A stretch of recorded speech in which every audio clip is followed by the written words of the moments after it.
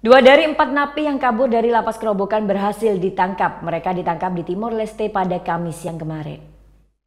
Syed Mohammed, warga negara India, dan Dimitar Nikolov, warga negara Bulgaria. Dua napi lapas Kerobokan Kamis yang berhasil ditangkap di Timor Leste.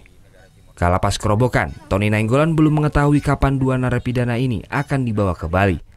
Pihaknya juga berkoordinasi dengan pihak kepolisian terkait kepastian tertangkapnya dua napi tersebut.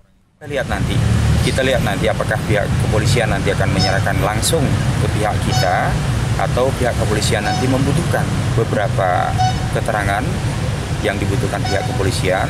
Ya tidak menutup kemungkinan juga ya kepolisian akan menyelidik bagaimana cara mereka melarikan diri. Pasca kaburnya empat napi tersebut, petugas menemukan galian lubang sepanjang 15 meter yang tembus keluar lapas Kerobokan. Diduga mereka kabur melalui jalur tersebut.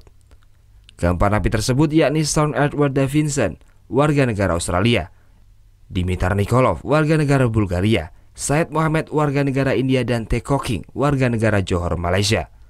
Surya Sanjaya melaporkan untuk NET. Thank you. Udah selesai nonton beritanya? Jangan pergi dulu dong. Subscribe dulu dan nonton tayangan lainnya di sini. Subscribe, nonton lagi. Subscribe, nonton lagi. Kak.